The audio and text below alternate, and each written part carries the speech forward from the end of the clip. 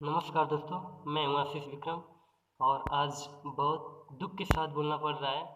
बहुत शर्मिंदगी महसूस करते हुए ये बात बोलनी पड़ रही है कि जिस समाज में हम लोग रहते हैं या फिर जिस समाज में हम लोग रहते थे, वो समाज काफ़ी ज़्यादा प्रदूषित हो चुका है। बहुत सारी बुराइयाँ आ चुकी हैं।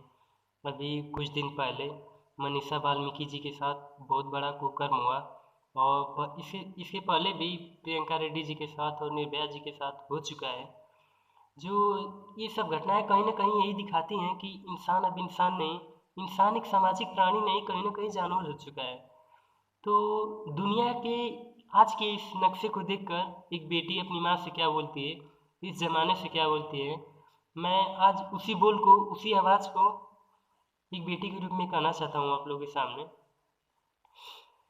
माही जन्मत नाम आइलु अपराध कैलु हो, माही जन्मत नाम आइलु अपराध कैलु हो, देके बिटिया जन्मवा माही पाप कैलु हो, देके बिटिया जन्मवा माही पाप कैलु हो, माही जन्मत नाम आइलु अपराध कैलु हो, माही जन्मत नाम आइलु अपराध कैलु हो, देके बिटिया जन्मवा माई पाप कैलु हो, देके बिटिया जन्मवा माई पाप कैलु हो। ई दहेज के दीवाना ई जमाना भइल, ई दहेज के दीवाना ई जमाना भइल, दहेज के खातिर बेटी जलावल गईल हो, दहेज के खातिर बेटी जलावल गईल।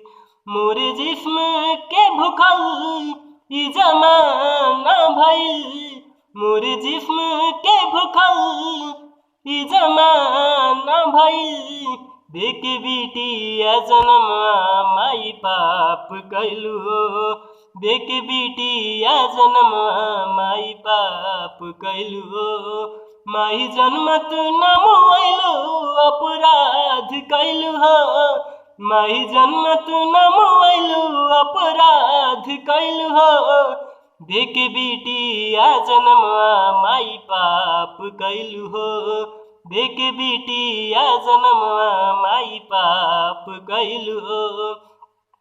लेकिन न्याय के गुहार बेटी खड़ी रही, लेकिन न्याय के गुहार बेटी खड़ी रही, उसकी चीख न तुझको सुनाई दी, उसकी चीख न तुझको सुनाई दी।